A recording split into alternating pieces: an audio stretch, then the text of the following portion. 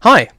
So it might come as a surprise that I have a face, or it might not. I mean, it's probably not surprising I have a face, I'm not some AI. My face is even on this channel, on some of my old recordings from years ago, so this isn't really like a face reveal or anything. But no, as much as I love the little guy, the little animated figure, I'm not an animator. And it's a lot of time for me to try and just move that guy around on the screen. And I don't have that much time, especially with some of these big videos I'm trying to do. So we are trying something different. It might work, it might really not. Hopefully the audio quality will still be good because it's the same microphone. However, it's a webcam, so it's probably not going to look that great, so for that you have my apologies. But hopefully you won't have to see too much of my face. With that out of the way, let's get into this. So it's been a lot of fun creating Pathfinder characters based on characters on Dungeon Meshi. And from Freerun, I suppose, at this point, and hearing what people do differently, and I'm of course going to keep doing those. However, another animated show tied with D&D more directly, one could say, has released a new season recently, Legend of Vox Machina. So I thought it might be interesting to take a look at the characters from the original Critical Role campaign, and what would happen to them if they'd been made a decade or so later in Pathfinder 2nd Edition Remaster. They were initially playing in Pathfinder 1st Edition after all, before they changed to 5e, much like with my experience. A few notes on this: there will likely be spoilers for the first 2 seasons or so of Vox Machina, and maybe the 3rd season. I've heard there were changes to that though, so maybe not, because I've not seen that yet. Now, if this format also seems slightly familiar, it might be because you've seen Super Geek Mike's video on making one of the Mighty Nine, I think it was, in Pathfinder 2nd Edition. So putting this in here to acknowledge that this isn't entirely an original idea, is anything, but we're looking at a campaign 1 instead of campaign 2 character, and whilst Michael's coming at it from the perspective of a new player making a character to learn the system, this series will be more looking about the differences and similarities between Pathfinder 2nd Edition Remaster and D&D 5th Edition, which granted is no longer the current edition, but you know, here we are. Which hopefully will be interesting to look at in kind of a different perspective. As always, if I do muddle up the rules in either system, please drop a comment down below and I will add it to the errata comment. I do try to keep my best, do my best to keep on top of all the rules, but across 2 systems there's a lot of them, and unfortunately I don't always have enough time to go exactly over everything, and I might miss something here or there. So I'm doing my best. But yeah, if I mess up any rules, please let me know, and you have my apologies in advance. But hopefully, not. And just while I'm mentioning Super Geek Mike, his series on Critical Role Demystified is excellent. If you want to learn more about Critical Role but don't have to watch it, or if you've watched it and you want to see more about the lessons you can learn from it, either as a player or a DM, give it a look. It's a great series. They're like 40 or 50 episodes in at this point, I think. Middle of the Crema Conclave arc and all that kind of stuff. So that's very cool. The other content's great as well. Definitely give them a check out if you haven't already. It's really cool channel. Now you might be thinking as well, doesn't Critical Role's first campaign start pretty far in? And yes it does. Level 9 to be precise. So these early videos will be talking about each character individually up to level 9 and the difference between systems and abilities and so on. Once all of those are done, we'll break down the level ups level by level for the whole party, or most of the party, with each of those videos as we get higher up. Future over jumping in here, this video is just for level 1 because I finished this and it was already really long, and I don't want to bore people to death with how long these videos are. So this is a part 1, part 2 will come out doing level 2 through 9 in the future. For now, this is just looking at level 1 differences. You've obviously got your race and ancestry and backgrounds and all that kind of stuff as well. So level 1 for now, level 2 to 9 later. Back to the video. Now, who to start with? Well, I've already mentioned it actually, but choosing randomly, we're going to start with the grand poobah the doink of all this and that, Grog Strongjaw. Grog is a Goliath Barbarian, as of level 9 anyway, who is very strong and not very bright in the traditional sense anyway. When he was young, Grog was exiled from the Herd of Storms by its leader, Grog's uncle, Kevdak, for taking pity on a helpless old gnome the tribe was currently attacking. He was then taken in by said gnome, Willhound Trickfoot, and raised alongside his great-great-granddaughter, Pike, who we will look at later. He's played by the voice actor and CEO of Critical Role, Travis Willingham, who you may know as the voice of Roy Mustang or Ace from the dubs of Fullmetal Alchemist, or One Piece, Thor in various video game and cartoon adaptations of the character, the more recent voice of Cannonbolt from Ben 10, Kingpin in Spider-Man Miles Morales, and my favourite, Jared Apal in Star Wars Jedi Fallen Order, and countless other animation and anime projects. So now let's start with the fundamentals. Grog is a Goliath, and Goliaths live up high in the mountains traditionally. They're 7 or 8 feet tall and are distantly related to giants. They usually live a nomadic tribes kind of lifestyle, and they're quite reclusive. For the more important part of the situation, mechanically speaking, you get ability score increases, +2 to strength, +1 to constitution. Between 7 and 8 feet tall, size is medium, base walking speed is 30 feet. Walking speed is 30 feet, even. They are natural athletes, so they gain proficiency with the athletic skill. They have stone's endurance, which means they can focus themselves to occasionally shrug off injuries. When you take damage, you can use your reaction to roll a d12, add your con modifier to it, and reduce the damage by that total. After you use it, you can't use it until you finish a short or long rest. They also have powerful build, which means they count as one size larger when determining the carrying capacity and the weight they can push, drag or lift, for the few times that comes up in games. And Mountain Born, resistance to cold damage, and also acclimated to high altitude, including elevations above 20,000 feet. For languages, they can speak, read and write Common and Giant, though Grog can't write, he can just speak. Not sure he can read it either. He can definitely speak it though. And they're very much a D&D creation as well, meaning that they are not in Pathfinder, so we are going to have to get creative right off the bat here. I've had a look at what other people have speculated, and there are a few ideas, but we're going to go with making Grog an orc. I know that seems weird, but stay with me. Orcs are proud, strong people with hardened physiques who value physical might and glory in combat. And they are a standard ancestry in Pathfinder. They start with 10 hit points, because you get hit points from your ancestry in Pathfinder. They're still medium size, and they have a speed of 25 feet, which, if used to D&D, might sound slow, but that's the standard speed for Pathfinder 2nd edition. They gain ability boosts, 2 free ability boosts, we'll come back to that later, and they know the languages are Common and Orcish, and then additional languages equal to their intelligence modifier. That's not going to be a positive modifier. Here, however, if we're fleshing it out as being, some maybe mountaintop Orcish tribe, or just pretty much refleshing them as Goliaths, we can just change that Orcish language to Jotun, or Jotun, or Jotun. The giant language. They also gain dark vision, which allows them to see in darkness and dim light, though vision is in black and white, which is the only big difference to Goliaths, but still useful, and Grog will get it from the Boat of Dwarven Kind later anyway. And then, at this point, we can take the Winter Orc heritage. Goliaths, I believe, are just Goliaths. They don't have like a sub-race, but pretty much everyone has a heritage that you can choose. And we're going to go with the Winter Orc heritage. Hopefully you understand why.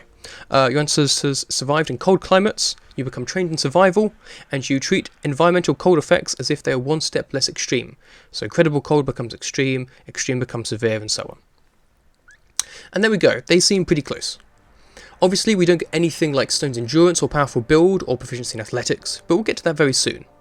We also can take an ancestry feat at level 1, where we're going to choose Orc Ferocity, which we can use once per day, the trigger being you'd be reduced to 0 hit points but not immediately killed. Fierceness in battle runs through your blood, and you refuse to fall from your injuries no matter how terrible they may be. You avoid being knocked out and remain at 1 hit point, and your wounded condition increases by 1.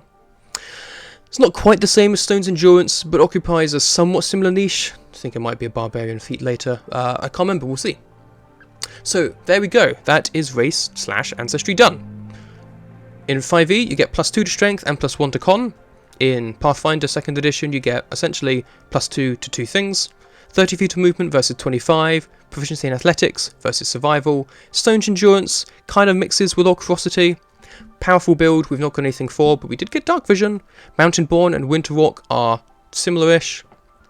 Common and Giant languages in 5e, Common and Orc in Pathfinder, but we can change out Orc to Jotun. And then you also get 10 hit points from your ancestry in Pathfinder, which is not a thing that happens in 5th edition. In Pathfinder you get ancestry and class gives you hit points, so 10 being at the higher end is a good start for a Barbarian. So far it looks like you get about the same amount of things from your race and ancestry, but for 5e we are now done, whereas higher levels will give us more ancestry feats in Pathfinder. More on them shortly. So our new Grog is an Orc technically, but again we're going to reverse Hulk him and just say maybe he's more blue-grey skinned and a bit taller, living up in the mountains, and change Orc to Jotun, and we're pretty darn close to a Goliath, I reckon anyway. Next up, let's have a look at background, which is Outlander for Grog. Lots of the more specific info, by the way, on this is coming from Critical Role's Reddit and Crit Role Stats, so thanks to those sites for making this much easier than having to figure everything out myself. Outlanders get the following: proficiencies in athletics and survival, a tool proficiency in one musical instrument, a language, one of their choice, Grog chooses Dwarvish, and as with the others, spoken only, and they also get the Wanderer feature, but according to Grog's character sheet, it doesn't look like Travis took that for Grog. He also already has athletics, so he doesn't get again, or a different skill instead of it from what I can see. Backgrounds also add to your attribute boosts, however, in Pathfinder, as well as giving you skills and feats. So they're a little bit different from 5th edition, but kind of still occupy that similar your past niche to help with those RP ideas. For Grog, we've chosen Nomad, which fits Outlander pretty well. You choose 2 attribute boosts again. One has to be Con or Wisdom, that works fine, and one is a free attribute boost. You're trained in the survival skill and a lore skill related to one terrain you have travelled. Now in Pathfinder, if you're already trained in a skill, you can choose a different skill instead, so we will do so. And we're going to go for Mountain Lore, because again, that makes the most sense. You also gain the Assurance skill feat with Survival, which we'll talk about what that is in a moment. We'll also go over all the skills that Grog gets at level 1 towards the end of the video. As for Assurance, it does this. Even in the worst circumstances, you can perform basic tasks, choose a skill you're trained in, you can forego rolling a skill check for that skill to instead receive a result of 10 plus your proficiency bonus. Do not apply any other bonuses, penalties or modifiers. And you can select this feat multiple times, each time for a different skill. At level 1, this means Grog could just get a 13 on a survival check. Proficiency is level plus your rank of proficiency, trained being +2, so 10 plus 3, DC of 13. DC is usually 15 at lowest in Pathfinder, so this may not be useful right now, but by level 3 this will be a 15 on a 15, so if you need to make a survival check that you reckon is pretty simple, there you go, you can just use Assurance. And as for lore, like I said, we're going to go with Mountain Lore, so let's compare the two again for background. From 5e we get a proficiency in Athletics and Survival, though unfortunately one seems redundant, whereas in Pathfinder we're taking Survival and Mountain Lore. Survival we're changing out for something else. Musical instrument we don't get anything for in Pathfinder, and the Wanderer doesn't seem to be used for 5th edition. We get the Survival Assurance feat from Pathfinder. We also get a language from 5e. We don't get Dwarvish unfortunately from this background, but we do get another 2 bonuses. One to be either to a +2 essentially to Con or Wisdom, and then another +2 to something else. With all that out of the way, we can now finally move on to the class. Barbarian exists in both systems, which isn't too surprising, so let's have a look at a level 1 Barbarian in 5th edition, ignoring equipment. A level 1 Barbarian gets 1d12 hit points per Barbarian level, and at first level that's a total of 12 plus your Constitution modifier. At high levels, 1d12 or 7 plus your Con modifier per Barbarian level after first. You're proficient in light armor, medium armor, shields, simple weapons, martial weapons, no tools, and the Strength and Constitution saving throws. Skills, you choose 2 from Animal Handling, Athletics, Intimidation, Nature, Perception, and Survival. Grog takes Animal Handling and Intimidation. You get Rage. In battle, you fight with Primal Ferocity. On your turn, you can enter Rage as a bonus action. And while raging, you gain the following benefits if you aren't wearing heavy armor. You have advantage on strength checks and strength saving throws. When you make a melee weapon attack using strength, you gain a bonus to the damage roll that increases as you gain levels. It's currently 2, and that's shown in the rage damage column of the Barbarian table. You have resistance to bludgeoning, piercing, and slashing damage, and if you're able to cast spells, you can't cast them or concentrate whilst raging. Your rage lasts for 1 minute, which is usually 10 rounds, and it ends early if you're knocked unconscious, or if your turn ends and you haven't attacked a hostile creature since your last turn or taken damage since then. You can also end your rage at any time as a bonus action.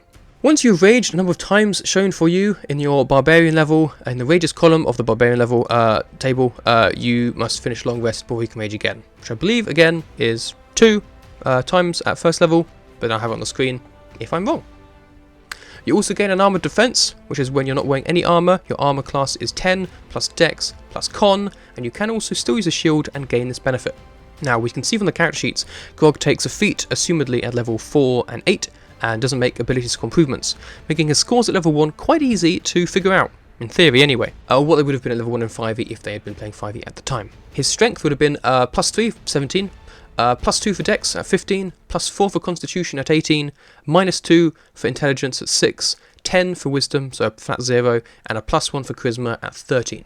With this we can calculate that his AC would have been 15 with his Dex plus his Con for his unarmored defense, and his hit points would be 16, 12 plus 4. Let's compare this to level 1 Barbarian in the Pathfinder 2nd edition Remaster. Your key attribute is Strength, and at first level you give an attribute boost to Strength. You also still get 12 plus Constitution modifier hit points. This is the amount you get every level. You don't roll for it or take the average. It's always the 12 plus Constitution. You also get 4 free attribute boosts, which we'll come to again at the end of this section. You become expertly trained in Perception. I'll go over what these mean in a bit too. Expert in Fortitude, trained in Reflex, and expert in Will. Those are the only 3 saving throws you have in Pathfinder. You don't have the ones that They don't come up as much. They're somewhat mixed in. Fortitude is kind of strength and con. Will is charisma and intelligence and wisdom, I suppose. And reflex is dex. You also are trained in athletics and trained in a number of additional skills equal to 3 plus your intelligence modifier, so 3. Attacks, you're trained in simple weapons and martial weapons and unarmed attacks. You're also trained in light and medium armor and unarmored defense. It's a different thing, it's not an ability. You also gain rage, quick-tempered, which means that when you roll initiative, you can automatically rage as long as you're not wearing heavy armor or are encumbered. You gain an instinct, which is similar to subclasses and we'll tackle in a moment. First of all, Barbarian feat, which we will also tackle in a moment. And first we'll just go over how rage is different in this system, because there are some similarities and there are some differences. Requirements: you aren't fatigued or already raging, obviously. You tap into your inner fury and begin raging. You gain a number of temporary hit points equal to your level plus your constitution modifier. Whilst you're raging, you deal an additional 2 points of damage on melee strikes. This is halved if your weapon is unarmed or agile. And whilst you are raging, you can't use the concentrate trait actions unless they also have the rage trait, but you can seek, very similar to the spell thing and all that stuff in 5th edition. Rage lasts again for 1 minute, and if you fall unconscious or the encounter ends, you stop raging. You can't, however, voluntarily stop raging in Pathfinder 2nd edition. You also don't stop raging if you don't take damage and don't hit things, so that's a difference. When you stop raging, you lose any remaining temporary hit points, and you can't regain those until you use the rage action again after a minute. So, if you stop raging in a long combat, it's going to be the next combat before you can rage and regain those temporary hit points. So sort of similar. Resistance does work very differently in Pathfinder 2nd edition. It's a number rather than just a half. So if a dagger hits you for 5 piercing damage and you have piercing resistance of 2, you'd only take 3 damage. So instead you gain more hit points. Resistance will come in later though, so that will show up. Next up we have the instincts. In Pathfinder these are pretty much all done at level 1 for subclasses. I expect in part because multi-class doesn't exist in the same sense, so it's not quite as relevant to put it at a high level. There are a few of these options. There is the giant instinct you can take, which would make sense in some level to Grog being a Goliath, but I don't think it entirely matches Grog's path of the Berserker that he gets at level 3. It allows you to wield massive weapons, sizes bigger than you, which do huge damage but make you clumsy. I think, though probably the least interesting, the Fury Instinct makes the most sense for Grog. Now this doesn't allow for extra attacks, though in Pathfinder that's different anyway, and it doesn't prevent you from being charmed or frightened while raging, though saves against those are decent. But the vibes feel the most similar, I think anyway. Instead, Fury Instinct means your rage damage increases from 2 to 3 and gives you an extra first level Barbarian feat, which is useful because there's 2 that I think really fit with Grog. There's a few other options that would certainly work, but I've chosen the 2 I think fit best, obviously. First off, Raging Intimidation. Your fury fills your foes with fear. While you're raging, your demoralized and scared to death actions, from the Intimidation skill and Intimidation skill feat respectively, gain the Rage trait, which means you can use them while raging. As soon as you meet the prerequisites for the skill feats Intimidating Glare and Scared to Death, you gain these feats, which, hey, essentially give you that thing that you can do at 14th level as a Berserker, because Frightening is a thing people can just do in Pathfinder. Obviously the effect's not quite as powerful, it's just a lot more freely available. I'm also going to take Adrenaline Rush, which is in the heat of battle, you're capable of amazing feats of strength. Whilst you're raging, increase your encumbered and maximum bulk limits by 2, and you also gain a +1 status bonus to athletics checks to lift heavy objects, escape, and force open. Which were not exactly the same as a Goliath's powerful build, it's definitely in the same vein. Escape is for breaking out of grapples and similar, and Force Open is for breaking down doors, by the way, in case that wasn't clear. This additionally grants us the Intimidating Glare feat, as we are trained in Intimidation, which is super useful, as it means you don't take a penalty from not sharing a language with the foe you're trying to frighten, and Grog doesn't even know Dwarvish here. So let's sort out those ability scores. Pathfinder did away with the numbers, now we just have the modifiers, and they all started at 10 before too, so this isn't a big change. It's because of maths and stuff that you can check out videos by Known at Ones or the Rules Lawyer, I'm sure, if you want explanations of, as this is already going to be long enough. Our ancestry boosts are going to be into Strength and Con, same for our backgrounds. Our class is always Strength, and then our 4 free boosts go to Strength, Con, Dex and Charisma. We've also taken a voluntary penalty, or flaw, to put it into Intelligence here, which makes it a -1. But this is the lowest we can go in Pathfinder, I believe it is anyway, so not quite the -2. So that gives us a slightly different set of modifiers in Pathfinder than we have for 5th edition. In 5th edition we have a +3 strength, whilst we have a +4 in Pathfinder. Our dex was +2 in 5th edition, here it's just +1. We had +4 con, whereas we now have +3 con in Pathfinder. -2 intelligence has become -1. and then our wisdom is still 0, and our charisma is still +1. Because strength is the core stat for Barbarian, it has to be slightly higher than Con in Pathfinder, but also isn't contributing quite as much as it is needed for unarmored defense here. So apart from strength and int, we are starting lower for the other stats that somewhat matter for Grog, Dex and Con. But there will be changes to that eventually, and it will make sense given that in 5e you do roll for your stats, whereas you don't do that here. With these stats figured out, we can figure out Grog's AC in Pathfinder would be slightly lower at 14, though he won't be losing out on any Barbarian abilities by wearing armour. So he could wear something like Hide to give himself an AC of 17, or Breastplate to give himself an AC of 18, or some lighter armour as well if he wanted to give himself a slightly smaller, because these medium armours would give him a slight penalty to his speed. But the options are there and much more available, and you don't feel like you're using out on any of your specific class abilities. His HP though, keeping in mind that he already has 10 from his ancestry, is sitting at 25, quite a lot higher than his 5e counterpart. Now with how attacks work in Pathfinder, this makes sense. You are likely to take more hits, and in many ways it's a more deadly system too. Though I don't know, low level 5e can be pretty crazy in my experience. Grog is also trained in a few more skills: athletics, survival, intimidation, and we took beast's law as that's kind of similar to animal handling, but he's also trained in nature, again basing that off of that animal handling skill, and mountain's law. Obviously he isn't great at these ones because they're mostly intelligence based, but he has them. Okay, so that is level 1 sorted. Let's do another side-by-side comparison. We've got a +2 strength and a +1 con compared to a +2 and +2 in Pathfinder. Our speed is 30 feet in 5th edition and 25 feet in Pathfinder. Athletics we are trained in immediately in 5th edition, and it is survival in Pathfinder. We have Stone's Endurance in 5th edition, which allows us to regain not regain hit points, but negate some damage, whereas Orc Ferocity prevents us from falling unconscious once and gaining the wounded condition. Powerful build, oh dear, is kind of similar to Adrenaline Rush, which we now have. And Mountain Born's ability to resist cold damage is somewhat similar, though not exactly the same as Winter Orc. We gained an additional 10 hit points from Pathfinder, which we did not gain in 5th edition, but we did get an extra language of Dwarvish, along with our Common and Giant, whereas in this instance we've just got Common and have changed Orcish to Jotun. If I'm saying that right again, which I still might not be. We also have Athletics and Survival skills from our background, one of which is redundant, whereas on the other side we have Survival and Mountain Law, which we have changed out for, I think, like Nature or something.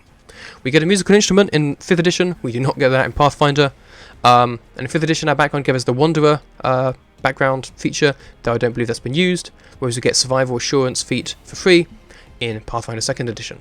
We also get our +2 to Con or Wisdom, and our +2 to something else.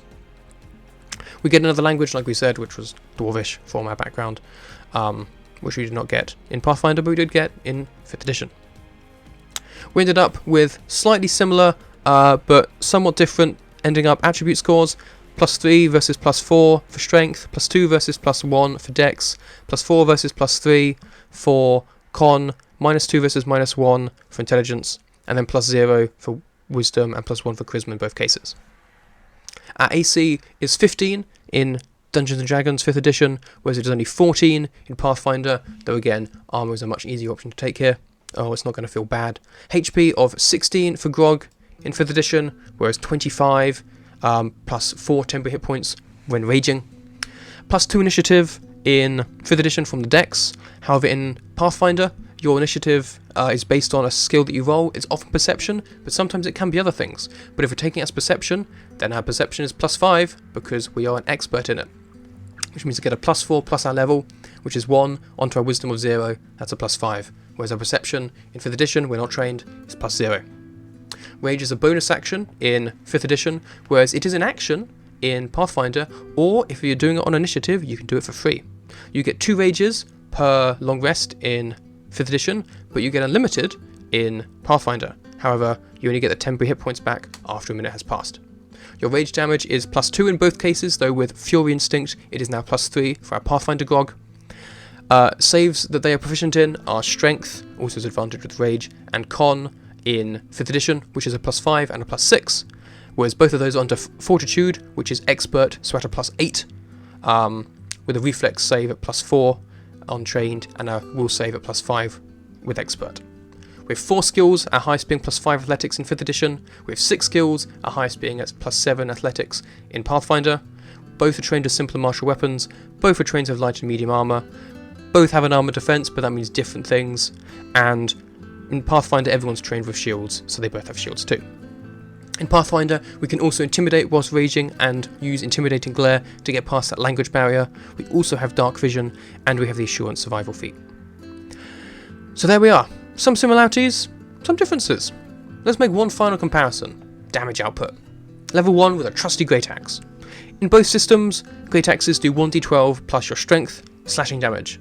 So that's going to be 1d12 plus 3 and 1d12 plus 4 for 5e and Pathfinder Grog respectively, and then plus 2 rage and plus 3 rage damage if we're assuming.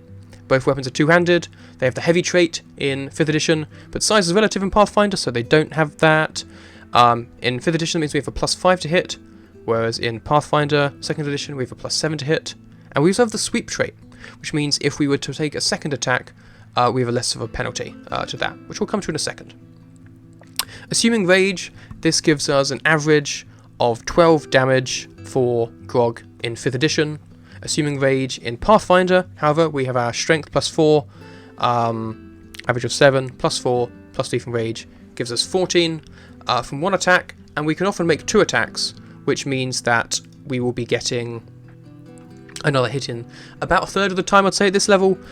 When you make a second attack, you are usually at a -5 multiple attack penalty. However, sweep means that it is easier to attack multiple enemies, and when you attack this weapon, with this weapon, the Great Axe, you get a +1 circumstance bonus to your attack roll if you already attempted attack against a different target this turn with this weapon.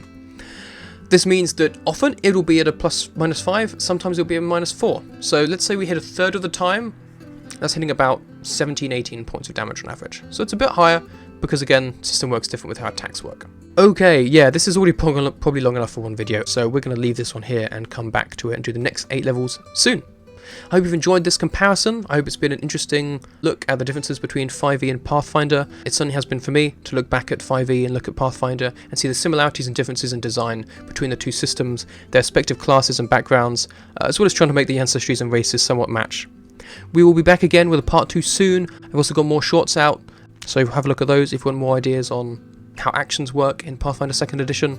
And that's about everything. As always, if I have got anything wrong or mixed anything up, please let me know down in the comments and I will put it in the errata. And otherwise, thank you very much for watching. I know this has been a different style of content, or the same style, but with my face for some of it. So hopefully it's not been too bad, or the not great quality of the video has been a big issue. But if it really is, you know, we'll go back the other way. Videos just might get a bit slower, but we'll see how it goes. But if you've stuck with me for this long, thank you very much for watching. Please give this a like if you found it interesting.